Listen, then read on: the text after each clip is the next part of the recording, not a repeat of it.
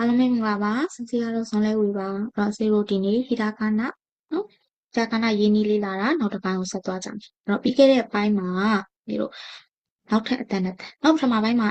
အတန်ခတန်နောက်ပြီးခဲ့တဲ့အပိုင်းမှာစတန်တတန်တင်နော်အဲ့တော့နောက်ထပ်နာနဲ့ဟာနော်နာငယ်တန်နဲ့ဟာတန်တင်ကြတယ်အဲ့တော့ထုံးစံတိုင်းပဲအတန်တော့ကရိုမာကြီးကနာနီနုနေနုဟာဟိခုခဲဟိုလဲရတယ်ခုခဲဟိုလဲရတယ်နော်ကဲအဲဆိုရင်အဒီဒီနေ့လေးတွေဆက်ပြီးတော့လေ့လာရအောင်ဒီမှာကြည့်လေးနေကြအောင်နော်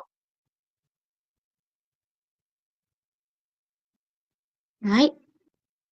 အဲ့တော့နာတန် n အင်္ဂလိပ်လို့ဆိုနော်ပြီးရင်ဟာတန် h နော်ရိုမာကြီးလို့ဆိုရင် n a နာ n i နိ n u နု n e နဲ့ n o နိုနာနီနုနေနုနော်နော် h a ဟာ h i ဟိ h u ဟုနော်ဒါမှမဟုတ်ရင် ဖုလေကနော် f u ဖုညာတော့အပြင်ဖုလို့ထွက်လို့စီဖုလို့ပဲရေးလိုက်တော့မယ်နော်ဖုနောက် h e ဖဲ h o right နာနီနုနေနုဟာဟီဖုဟဲဖုကဲဆိုရင်ကြောင်ဆိုနေလေးအဲ့တော့0နာလေးရင်ဆွဲကြည့်အောင်နာကတာနဲ့နည်းနည်းလေးစင်နော်တာဆွဲနည်းနဲ့တစ်ပိုင်းစင်တာတော့ကနင်းကြောင်တေးသေးလေးဆွဲတယ်နော် left to right ဒါလေးမင်းနော် left to right မြင်းကြောင်တေးသေးလေးဆွဲတယ်ပြီးမှပါတယ်သူ့ကိုဖြတ်ပြီးတော့ရှည်ရှည်လေးဆွဲပြီးတော့ခိုသေးသေးလေးပေါင်းတာလေနော်ဒါအခုဒီတေးသေးလေးဆွဲပြီးမြင်းကြောင်ရှည်ရှည်လေးထိမယ်နော်ခိုနေရမှာ0နော်ဒီမှာနောက်ထပ်နှစ်ခုထည့်ပါမယ်နော်အဆက်လေးထည့်မယ်ပြီးရင်နောက်တစ်ခုကအပေါ်ကလာပြီးတော့ဒီမှာဒီလိုလေးကွေးမှာစုပ်လိုမျိုးလည်းမကွေးဘူးနော်ပြီးရင်ကောက်လည်းမကောက်ဘူးဒီလိုလေးလည်းမကောက်ဘူးရိုးရိုးလေးဖြတ်လိုက်တဲ့သဘောလေးနော်တက်လာဖြတ်မယ်နော်စောင်းစောင်းကြီး9မိလို့လည်းမဟုတ်ဘူးနော်9မိလို့လည်းမဟုတ်ဘောကတက်လာပြီးမှဖြတ်မှာအဲ့တော့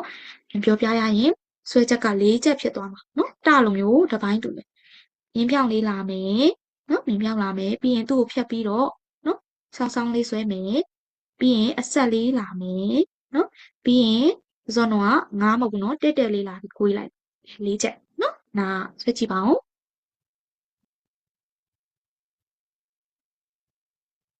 ဒီနဲ့ဆက်လေးရင်ဆွဲမှာနော်ဒီမှာလေနော်နာဆွဲချက်4ချက်နောက်တစ်လုံးနိကတလို့ပဲခိုသေးသေးလေးထည့်မှာပါအဲ့တော့နာခိုရယ်တရယ်နိရယ်တွဲမဲ့ရမယ်နော်အဲ့တော့နိကဒီမှာခဲနဲ့လေးဆင်တယ်ခဲတော့ကဒီလိုလေးနော်အဲ့တော့ခဲရဲ့တစ်ပိုင်းနဲ့ဆင်မယ်ပြီးမှခိုသေးသေးလေးကတ်လိုက်ပါသေးသေးလေးကတ်လိုက်နော်အဲ့နည်းလောင်ကြည့်ဆွဲပါနော်ဒီလိုကိုအပေါ်အမြင်ဒီလိုကြီးဆိုလည်းမလာဘူးလေအလေကောင်လေးစုပြီးဒီလိုလေးဆိုလို့မလာဘူးနော်နည်းနည်းလေးလှအောင်လေးဒီနော်နေရာလေးခက်လက်လက်လေးထားပြနိနော်ဆွဲချက်3ချက်ခဲနဲ့ခဲလိုပဲရှည်ရှည်လေးနဲ့အကောက်လေးပါမယ်ပြီးရင်ခိုသေးသေးလေးကတ်လိုက်နိပြီးရင်ကဘေးကဘာလေးဝေးမနေနဲ့နော်အဲ့ဆိုရင်ခိုနဲ့မြင်းချောင်းနဲ့ဖြစ်သွားတယ်နည်းနည်းလေးကတ်ကတ်လေးဆွဲချက်3ချက်နိနာနိနောက်တစ်လုံးကနုနာနိနုကဒီလိုတော့က0ပြောခဲ့8နော်ဒီလိုမျိုး8ကလေး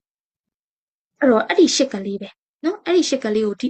ကိုဒီအပေါ်ပိုင်းဒီအပေါင်းလက္ခဏာလေးဖြောက်လိုက်တဲ့သဘောပဲအဲ့တော့မြင်းချောင်းတစ်တိုင်းလေးလာပြီးတော့နော်8ကလေးကွေးပြီးတော့ဒီအဆန်လေးပါထည့်လိုက်ဇာကွေးလုံးနော်အဲ့တော့8မြန်မာစာ8ဆွဲပြီးတော့ဒီလိုအကွေးနေရာမှာနောက်ထပ်အကွေးတစ်ကွေးထပ်ထည့်ပါနော်အဲ့တော့မခတ်တော့မခတ်ပါဘူးတေချာလေးကြည့်မယ်နော်အဲ့တော့ဘယ်လိုဖြစ်မှာလဲ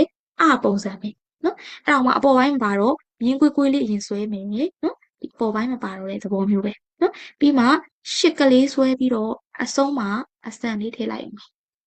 တော့ဒီပေါ်ကနှစ်ခုကြီးရလဲ0နော်အတင်းရှိရှိဆိုတော့ဒီမှာမလာဘူးလေနည်းနည်းလေးညှိကြနော်ဒါလေးကိုကတ်အောင်နော်အစကနေကတိုလေးဆွဲမယ်ပြီးရင်သူ့နဲ့ချိန်ပြီးတော့သူ့လောက်ကနေစဆွဲနော်ပြီးရင်အဝိုက်ကိုလည်းမြင့်မြင့်လေးသွားပြီးမှဆွဲနော်အဲ့ဆွဲချက်ကတော့2ချက်တည်းနော်များများလေးဆွဲရတာဟောတစ်ချောင်းချောင်းလေးလာမယ်ပြီးမှကွေးလေးနော်အစံလေးထည့်နာနီနုနောက်တစ်လုံးကနေနာနီနုနေနာနီနုနေ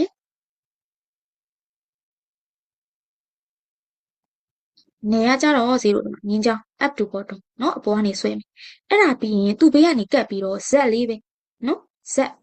က်ကိုဆိုတော့ကလိုပဲဇက်ကိုစောင်းစောင်းလေးလာပြီးတော့ဟိုတက်သွားမှာနော်အဲ့တော့ဇက်စောင်းစောင်းလေးလာပြီးတော့ဟိုဘက်ရောက်ရင်ဒီလိုလေးလေးတောင်လေးလာပြီးတော့အဆန်လေးထွက်လိုက်မှာနော်နည်းနည်းလေးတော့ဆွဲရဆက်ဆက်ချင်းခက်လိုက်နော်အဲ့တော့ဒီမှာဇက်ကိုလေတခါလေးဖင်ကိုမြောက်ထားနော်ဖင်မြောက်ပြီးမှပြန်အောက်ကိုပြန်ချမဟုတ်ရင်စီတော့ကကားကြီးဖြစ်သွားမှာဇက်ကိုဒီမှာဒီလိုကြီးဆိုရင်မတွေ့လားဒါကြီးကကကားကြီးနော်အဲ့တော့ဆွဲကနေကဇက်ကိုအပေါ်ကိုဖင်ကိုမြောက်ဆွဲပြီးမှအောက်ကိုပြန်ချပြီးတော့အဆန်လေးထည့်မယ်နေဆွဲချက်ကနှစ်ချက်ပဲဖိတ်ရှိရှိလေးဆွဲကြည့်ပါနာနီနူနဲ့နာနီနူနဲ့လှလေးဆွဲမယ်နော်ဆေးရတည်းက laptop နဲ့ဆွဲရအောင် drawing ပန်နဲ့ဆွဲအောင်လေးသိမလားနာနီနူနဲ့နောက်ဆုံးလုံးကနိုကတော့လုံးဝမြန်မာစာရှစ်ပဲနော်အဲ့တော့အာရဲနော်အာရဲအိုရဲနော်နုရဲနိုရဲတွဲမရတော့နိုကလုံးဝမြန်မာစာရှစ်နော်အဲ့ဒါမှမြန်မာလိုဒီဘက်ကနေဝိုင်းမလာဘဲနဲ့ပြလေးပေါ့နော်နိုဆွဲချက်ကတခါရယ်ဆွဲတတ်မှာပါနာနီနူနဲ့နိုနာနီနူနဲ့နိုနဲ့နိုအဲ့ဆိုရင်နောက်ထပ်၅လုံးဆွဲနေပြီးသွားပြီနောက်ထပ်၅လုံးလေးဆက်သွားဟာဟီဖုဟဲဟုတ်ဟာဟောက်ကြည့်အောင်ဟာကလည်းခဲလိုပဲနော်နင်းချလာပြီခဲတော့ကဒီလိုလေနော်နောက်ဒီမှာစောစောကနိလိုပဲနော်အဲ့ဒီရှေ့ကတပိုင်းလေးပဲဟာဒီလိုလာပြီးရင်နော်ခဲလိုပဲသူကလည်းနော်မြင့်လေးမှာအလဲကောင်မဟုတ်ဘူးနော်ပြီးမှလာပြီးတော့နာတော့ကလို့မတ်လေးလာပြီးကိုးလိုက်နော်မတ်လေးလာပြီးကိုးလိုက်ဟာတမ်းမလားဟာနော်ဆွဲချက်၃ချက်ဖြစ်မယ်တော့ပြမယ်နော်တော့ခဲတို့နိတော့ကလိုပဲရှည်လေးလာမယ်ဣထက်ရှည်မယ်နော်အကောင်လေးလာမယ်ပြီးရင်၃ပုံတစ်ပုံအမြင့်လောက်မှာပြီးရင်တစ်ခါလေးကွေးမယ်ခဲရမကွေးဘူးနော်ခဲရမကွေးဘူးလို့ပဲသူကကွေးလိုက်ဟာကဲပြီးရင်ဟိုလေးကြိုပြီးတော့ကြော်ပြီးတော့တင်မယ်အိုမှတ်တယ်လို့ပဲဟိုလည်းတွင်းမှတ်ရအတန်လေးလဲတူနော်အာအိုဟာဟိုကကြတော့စီတို့ဒီဟာကိုအပေါ်ကတစ်ချောင်းပိတ်လိုက်တဲ့သဘောပဲကဲလွယ်တယ်နော်အဲ့တော့ဆွဲတာကတော့တို့သွားပိတ်လို့တော့မရဘူးပေါ့နော်သူ့ရဲ့စင်လိုက်တိုင်းဆွဲမယ်အဲ့တော့ဘယ်လိုလာမလဲမြင်းချောင်းလေးမမတ်ကောက်လေးလာမယ်ပြီးရင်ညီမြချင်းနှစ်ချက်ချစ်လိုက်ပြီးတော့မှအပေါ်ကိုလုံးဝမထွက်ရပါဘူးအပေါ်ကိုအတိကနေဒီလိုလေးကွေးမယ်နော်ဘာလဲဆိုနောက်ကျရင်ထွက်တာလာမှာမလို့အပေါ်ထွက်တာလာမှာမလို့ဒီမှာလုံးဝမထွက်ရအောင်နော်ဒီချာလေးကြည့်အဲ့တော့ဟာတစ်ချစ်လေဟိုကနှစ်ချစ်ပြန်ဆွဲပြမယ်နော်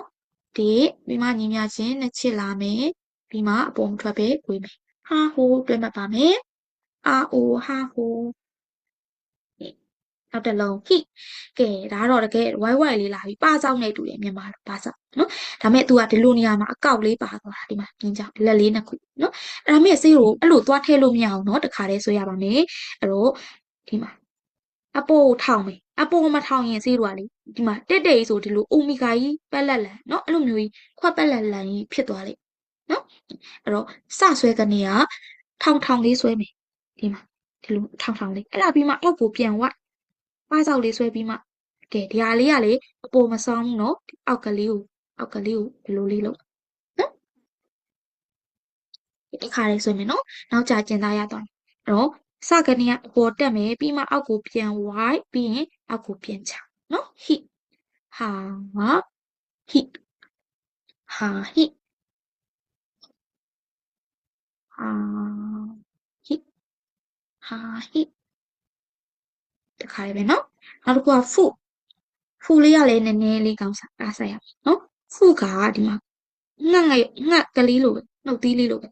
greater than ဟိုမှာနော်ဒီအောက်ကလေးကတိုးမှာပေါ့နော်အဲ့လိုမျိုး